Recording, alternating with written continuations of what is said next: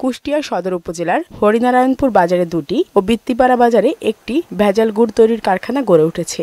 এসব কারখানায় নষ্ট চিনি, চিটাগুড়, রং ও বিষাক্ত কেমিক্যাল দিয়ে অস্বাস্থ্যকর নোংরা পরিবেশে তৈরি হচ্ছে আখের গুড়। গুড় তৈরি করতেছে, রদ জ্বালাইয়া সেই গুড় কুলাবড়ি আসতেছে, সেই গুড়ে আবার হ্যাঁ জাল হচ্ছে, তাহলে লসটা আসবে কোথায় থেকে? ওটা শক্ত, তো ওটা শক্ত করে নরম করছে, এরা বুঝছো, দোজালি করে নরম করছে, তাছাড়া কিছু দেওয়া হচ্ছে না। চিনি আর গুড় মিশায় শুধু ওই গুড়টা সাদা করার জন্য, এসবের কোনো দরকার নেই। এসব ভেজাল গুড় কারখানার কারণে স্বাস্থ্যের ঝুঁকি হচ্ছে বলে এতে ক্ষুব্ধ এলাকাবাসী। ওয়ালটন ফ্রিজ কিনে অনেকের মতো আপনিও হয়ে যেতে পারেন মিলেনিয়াল সেরা পণ্যের সেরা অফার।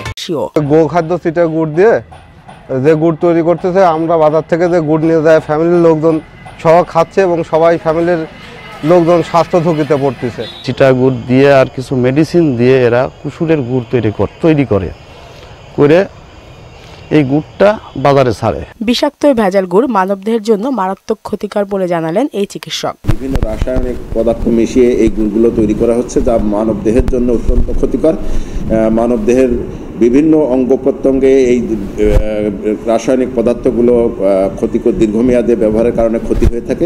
অভিযোগ পেলে এ বিষয়ে ব্যবস্থা নেওয়া হবে বলে জানালেন উপজেলা নির্বাহী কর্মকর্তা। যদি কেউ খাদ্যে কোনো ভেজাল মিশিয়ে থাকে অথবা যেটি শরীরের জন্য ক্ষতিকর, যেটি আমাদের মেডিকেল সায়েন্স শরীরের জন্য ক্ষতিকর বলেছে, এরকম কোনো দ্রব্য মিশিয়ে থাকে অথবা যেই তথ্যটা দিয়েছেন এটি আমি আপনাদের মাধ্যমে জানলাম, যদি এরকম কেউ করে থাকে তাহলে আমরা অবশ্যই তার বিরুদ্ধে আইনগত ব্যবস্থা নেব। দ্রুত ভেজাল গুড় তৈরির কারখানা বন্ধের দাবি স্থানীয়দের। শারমিন স্বর্ণা, মোহনা সংবাদ।